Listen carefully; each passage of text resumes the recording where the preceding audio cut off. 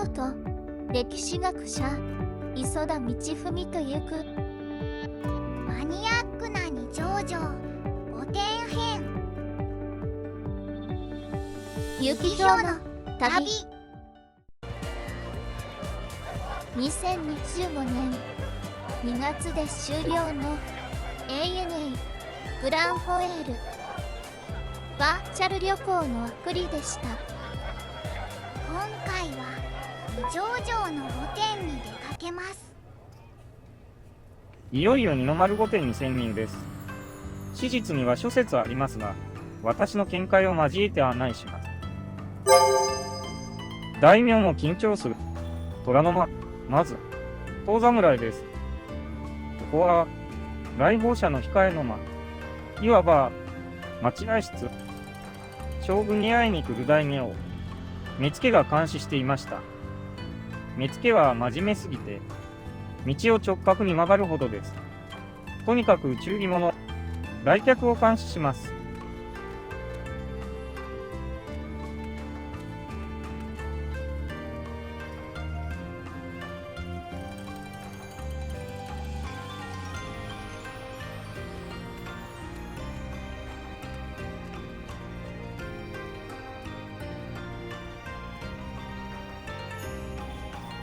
虎がいっぱい描かれているので、虎の間と呼ばれます。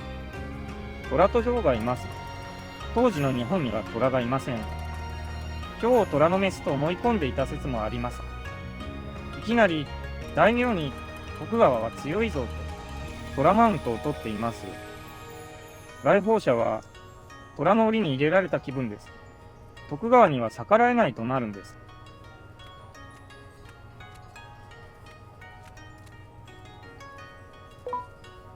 式台です。遠侍の次に通される部屋です。将軍に会う前に、ここで老中に挨拶します。要件や献上物を渡す場所として使われました。障壁画の松が印象的です。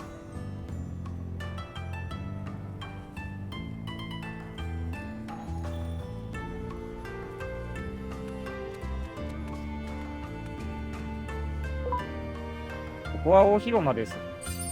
人形が見えますね。一段高いところにいるのが将軍。手前が大名。大名から見上げる形になるよう、将軍の座は一段高い。ただ、将軍が子供だと、背の高い大名とは目線が合うかもしれません。でも、ご心配なく、ここに子供の将軍が座ったことは一度もありません。4代から13代まで、将軍は京都に来たことがないのです。4代は子供でしたが、江戸にいたまま将軍に任命されたからです。以後、京都の天皇に会わなくても将軍になれました。徳川の力が弱まると、14代、15代は京都の二条城に泊まりました。豪華な二条城、実はあまり使っていません。もったいないですね。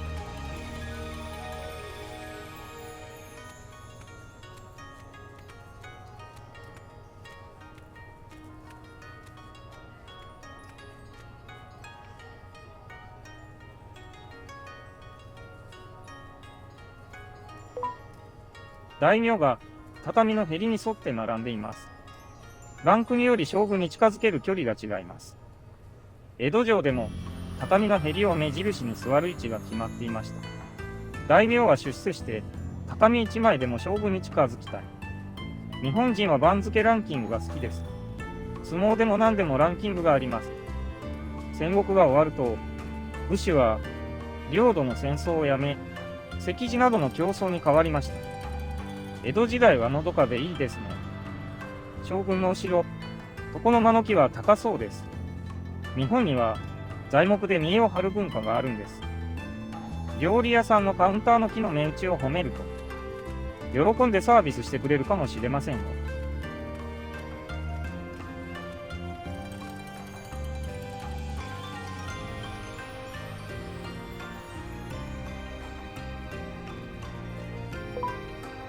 蘇鉄の間です。間と名前がありますが、実際は大広間と黒書院をつなぐ廊下のような場所です。お好みならず、御殿の廊下を歩くと、音がします。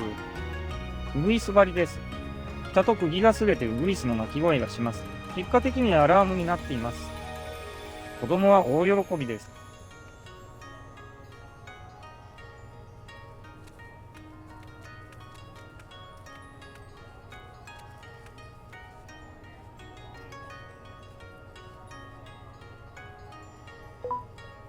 黒書院です。ここは、将軍と徳川家に親しい者だけが入れました。徳川家が弱小の時からの忠義の家来は入れます。忠誠心の高い家来です。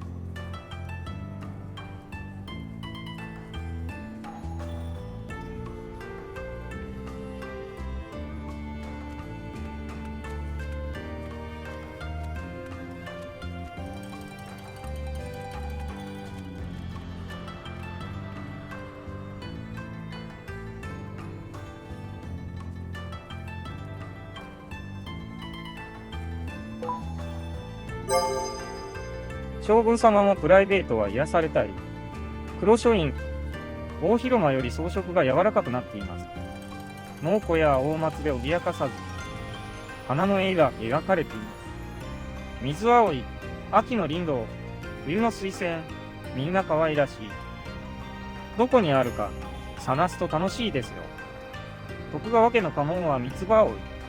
水青いとは違いますが仲間です。ここはチーム徳川の部屋なんです。みんな仲良し。ぜひ見てください。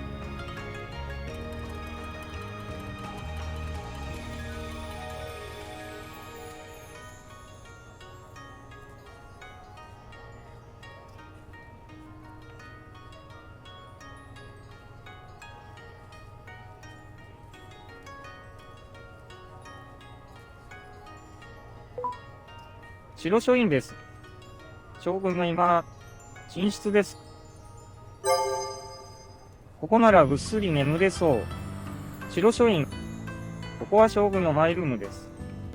ここで休息を取ったり寝ていました。私生活は、質素が徳川のモットーでした。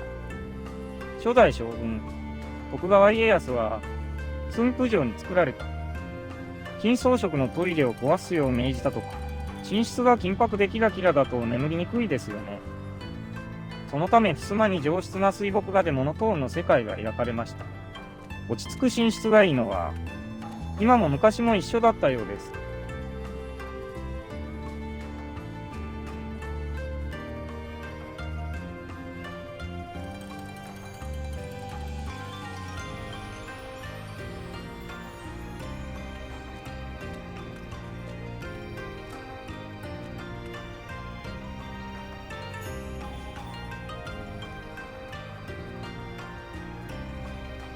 水墨画は中国最古の漢詩の風景です。中国の詩の空間、学問の世界を知りたい。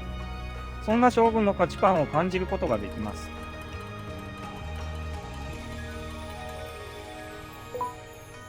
黒書院、ボタンの間です。花の王様のボタンがたくさん描かれています。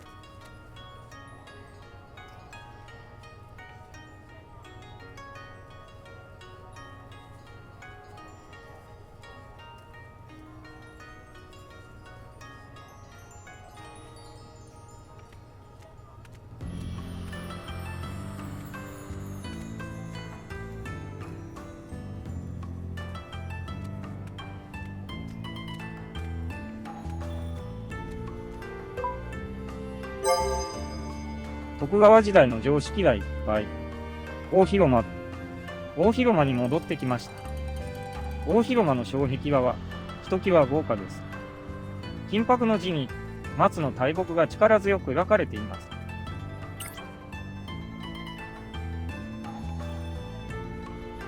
松は木の王様です。わざと太くして威圧感を出しています。柱や梁の飾りは釘隠し。彫金は本物の金です。身分が高いと釘隠しが大きくなります。日本最大級です。日本全土が3000万石中、800万石が将軍と直属軍、旗本の領土、圧倒的な財力でした。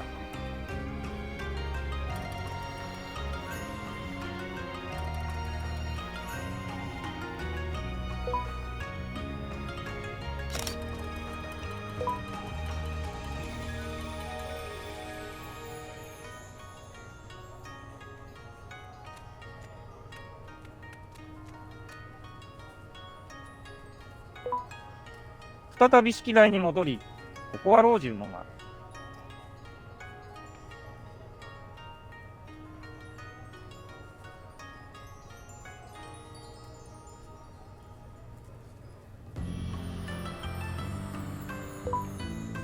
最後は遠侍に戻ってきました。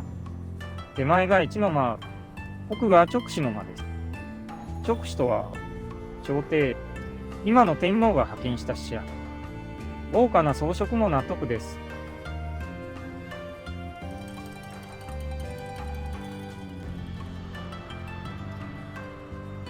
聞き忘れたガイドが一箇所あるので戻ります。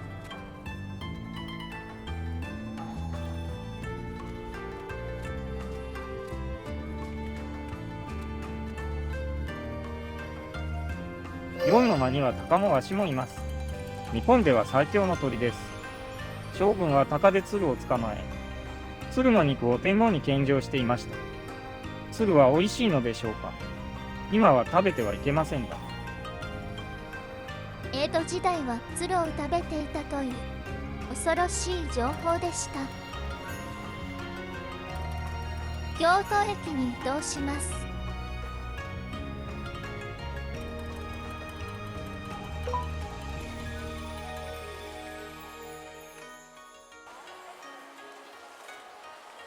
ここは京都駅、京都の玄関口として駅、ホテル、各種施設、広場などを備えたターミナルビルです。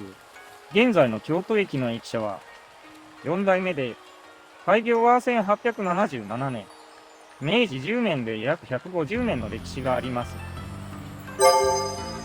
ガラスの谷、4代目京都駅。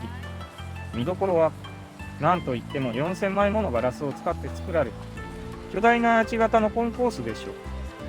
長さが147メートルもあるガラス屋根の奥には、京都の空やライトアップされた京都タワーが丸ごと見えます。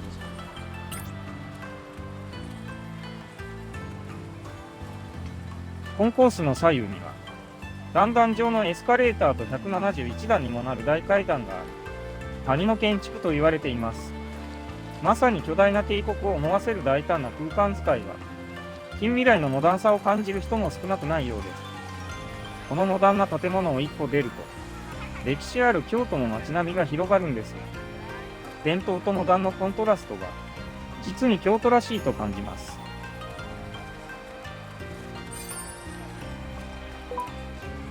旅先で新しい着物を買ったりもできます。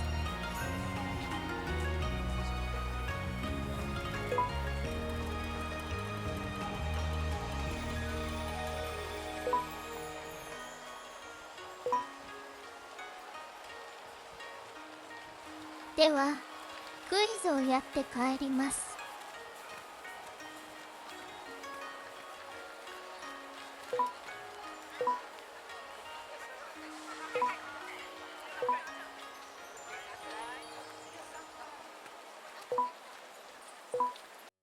旅をすることで経験値を上げ、加工アイテムをもらい、スタンプをもらって終了です。